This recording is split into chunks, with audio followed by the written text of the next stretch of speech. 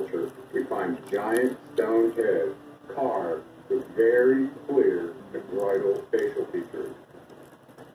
Hieroglyph samples and precious metal mining by the Olmec provide probable links with West African origins, specifically the Mandinga culture that occupied the area along the Niger River. According to many ancient writings, the being known as Thoth or Ninshita left Africa in approximately 3114 BC, bringing Ethiopian stoneworkers with him. Could these be what are known as the Olmec people? The Izapa Pyramid site in Tapachula, Mexico, is situated on the Pacific coast bordering Guatemala. The ancient site houses a large stone, termed Stela 5, that provides significant evidence for cultural sharing between the Olmec and Maya. The stone edifice was inscribed during the early and middle pre-classic Olmec era. The Izapa style, as it was called, was adopted by Mayan artists. The stela depicts the bearded god Quetzalcoatl, conveying the genesis of the humanity myth with the Tree of Life, Egyptian pharaohs, and what appears to be the Nile River.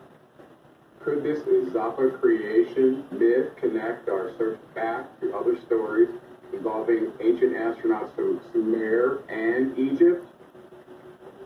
Throughout the Olmec and Mayan cultures, we see evidence of strange carvings showing what look like elephants. The problem is that there were no elephants in North or South America, only in Africa, where they originally came from.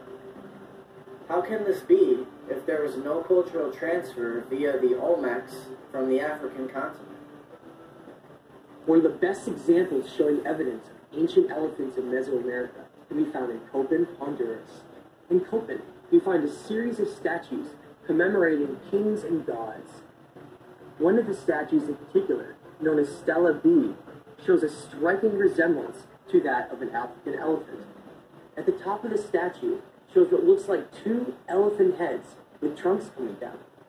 How could these isolated cultures have known about an animal that only lived halfway across the world? The Yucatan of Mexico was broken up into 4 major regions of the Great Mayan Empire. We can see Calakmul in the north, Tikal to the east, Copan to the south, and Palenque representing their western domain. To the north, on the Mexican highlands, the Aztec established themselves as a warring culture and engulfed the area in turmoil. The Olmec, the Toltec, and finally the Aztec occupied Palan, which served as a model for the construction of Teotihuacan, the place of white cloud serpent.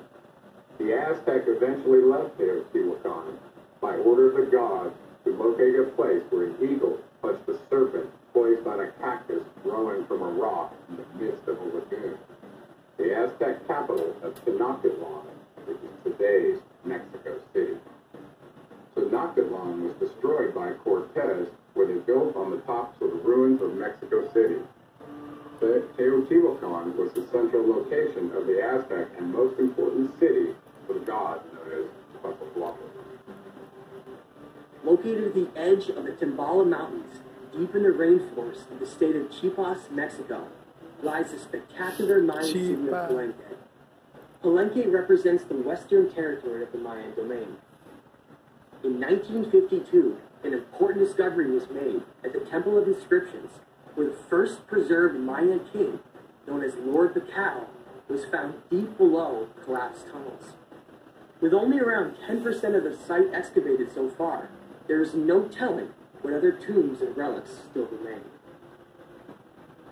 I visited Palenque in 2015 with my wife, Krista. The site is located at the geographic center of Mexico's landmass, where an important discovery of the Temple of Inscriptions led to a final decoding of the Mayan language. We're at Palenque, and we're going to investigate the Temple of Inscriptions and several other sites here. Very, very impressive place. It's impressive because this is one of the few archaeological sites where they found a body who was the king. And were able to use the inscriptions off of sarcophagus stones to figure out what the Mayan Codex really was saying, and they learned the history of the kings here, and that was a seminal point in decoding the Mayan Codex. So that's why this place is so important. The real question is, who was Lord Pakal?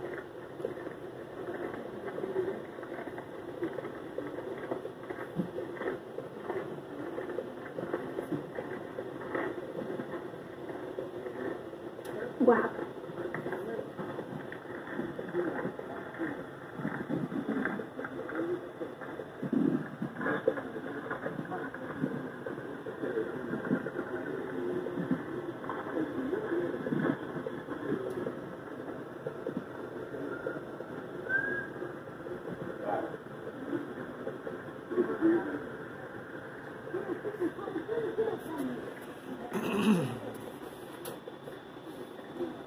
In Palenque, we find some of the most important evidence we have for understanding the complex Mayan language.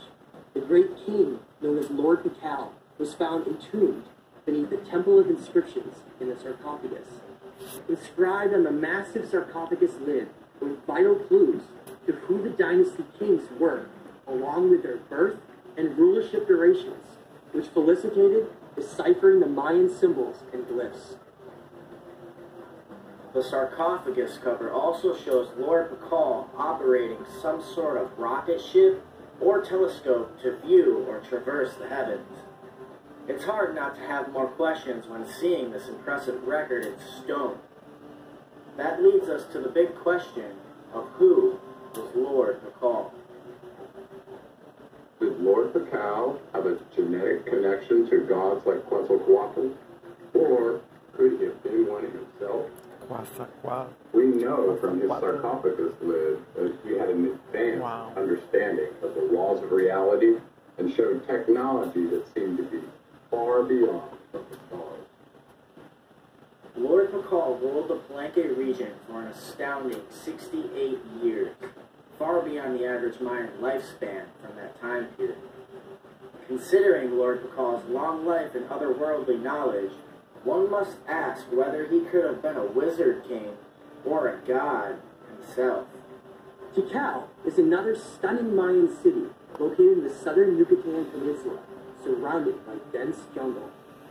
Here, we find some of the most important Mayan artifacts depicting possible evidence for an ancient astronaut extraterrestrial connection. Looking at the various statues and inscriptions found at Tikal, we see compelling symbolism that appears to depict ancient astronauts in their spacesuits.